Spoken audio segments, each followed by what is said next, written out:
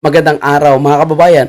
Nabisto po itong maanomalya, substandard na flood control ni Richard Gomez sa 4th District ng Leyte. At kilalanin pa po natin itong mga naglustay ng pera ng bayan na mga anak ng mga kontraktor at kontraktor ng mga maanomalyang flood control. Yan po yung ating pag-uusapan, pero syempre, bago ang lahat, huwag kalimutan i-like ang video ito mga kababayan po natin. At simulan po natin, no? Itong si Richard Gomez, kaya pala galit na galit dito po sa naging expose ni Mayor Magalong, no? Kuda ng kuda. Kasi po, may maanomalyang flood control din pala itong si Richard Gomez. Nako po, kaya pala kumampi kay Martin Romualdez, no? Kasi nga, alam niya pala na posibleng pag-iinitan siya. Kaya talagang nagsipsip ito kay Martin Romualdez. Ito, panoorin natin ang expose ng isang mayor sa 4th District ng Leyte. Focus po ako dito sa flood control project na ipinakita po natin sa video. Yan pong flood control project na yan, kailan nga po uli yan ginawa? Ang ano nito, ang implementation nito ng project is last February 2025. Pero Bago lang ha, February lang. nagkaroon sila ng groundbreaking dyan last March 27, I think. Tapos, yun, hanggang ngayon, actually hindi pa natapos yan. Supposedly by, tingin ko by October, parang yun ang date na matatapos ang project. Hindi pa na turnover, hindi pa natapos yan, pero yun nga, ang ano naman natin dito, gusto malaman kung tama yung mga ginagawa based doon sa POW. Nako po mga kababayan po natin hindi pa po natapos ang proyekto ni Richard Gomez. Bumagsak na. Baka ilang porsyento na lang ang natira dyan, Kong. Base po doon sa impormasyon na nakuha ninyo, Mayor, October pa siya matatapos, mga ilang percent na po na natatapos yung ginagawa, yung completion? Sa tingin ko po, nasa mga 60% sila or more than 60% I think. Laki-laki pa. Kasi dalawang project yan. Yung dalawa yan, magkatabi, na tig 48 million. Ang project na yan, yung isa dito, yung nauna, yun ang nasisira. Yun ang nasira nung dumaan yung baha nga doon nung nakaraang Lunes, August 25. And nakausap po ba ninyo, Mayor, yung district engineer, taga DPWH? Ano po yung ibinigay nilang paliwanag? Bakit po nasa 60% pa lang pala yung completion nitong proyektong ito na nagkakahalaga ng 48 million pesos?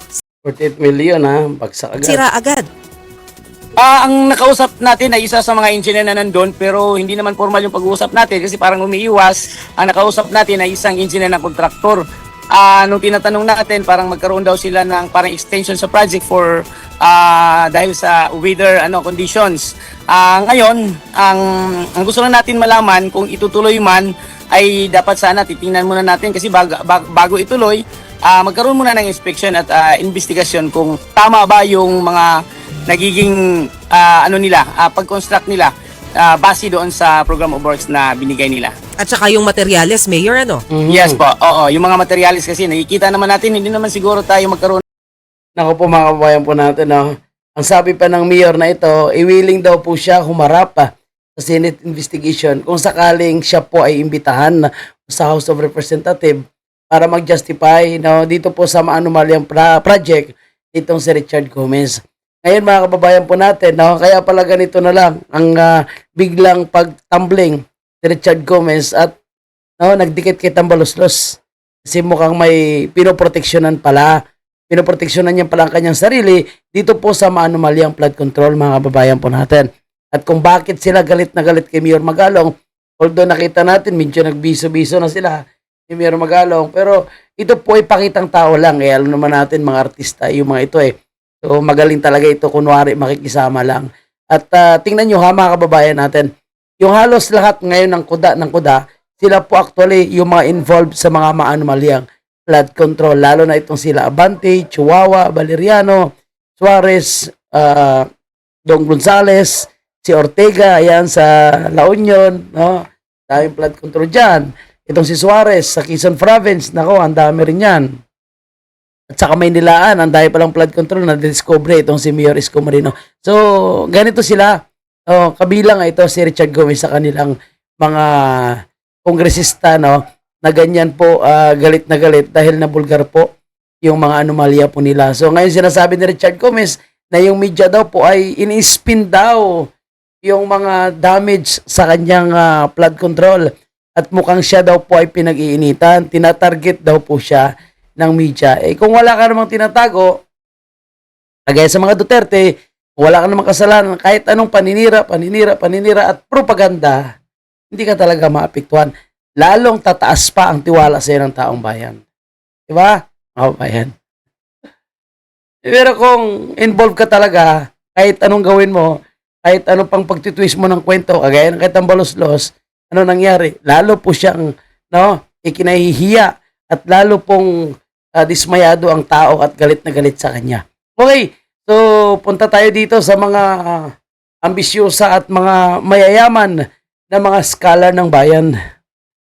Bakit scholar ng bayan? Scholar ng bayan, empleyado ng bayan, palamunin ng sambayan ng Pilipino. Bakit? Eh yung winawaldas po nila is pera ng taong bayan. Imagine mo, estudyante pa lang, wala pang trabaho, abay, milyon na yung bag, kumakain, worth 700,000, no? May sariling eroplano, lahat ng mga mamahaling gamit, mayroon na sila, hindi pa nagtatrabaho yan. Diba? Saan sila kumikita? Saan sila kumukuha ng kanilang pinagagastos? No? Imagine mo, kung 300,000 ang sahod ng isang congressman, medyo matagal-tagal bago siya makaipon ng 2 milyon. Diba? Ang daming gastos yan. Ito, panoorin niyo po mga kabayan natin. Naka-private plane, kaliwat ka ng bakasyon sa Europa at iba't ibang bansa Sana all na lang talaga. at luxury shopping spree na umaabot sa milyon-milyong piso. Ganyan ang Wow. Shopping 1 milyon. Oh my goodness. buhay ng ilang anak at kaanak ng contractors ng flood control projects. Shoutout sa pamilya ko, Korap. Inungkat ng netizens ang marangyang pamumuhay nila habang ang maraming Pilipino paulit-ulit nalulubog sa baha. Ang content creator na ito, anak ng kontraktor na kabilang sa Ayaw pa pangalanan, top 15 contractors na may pinakamaraming flood control project sa bansa. Tsuhin at kapatid niya, mga kongresista. Banggitin mo na si Saldico.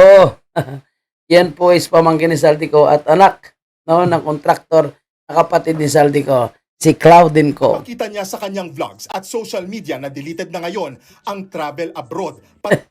Deleted na nga mga kababayan natin Pati ang outfits niya na milyon-milyong piso ang halaga. Ang suot niyang relo sa larawang ito nagkakahalaga lang naman ng 2.5 million pesos. Relo pa lang, 2.5 million. At ang bag, 2.3 million pesos. Bag pa lang. Pati boyfriend ng naturang content creator na yan, may koneksyon din sa kontraktor ng flood control projects. Aba? Anak siya ng isa sa mga kontraktor na may pinakamarami ring nakuhang flood control projects. Grabe talagang pati yung magjowa, magkaibang pamilya, parehong kontraktor ang kanilang pamilya. So, pareho silang scholar at palamunin ng taong bayan. Oy, tangina nyo, mahiya naman kayo sa pagmumukha nyo. Diba? Sinilip din ng netizens ang buhay ng isa ito pang pa ito. vlogger, panay Si Miss Cross. travel at shopping haul din siya. Ang tatay niya, may-ari umano ng kumpanya na nasa likod ng bilyon-bilyong pisong flood control project sa Central Luzon.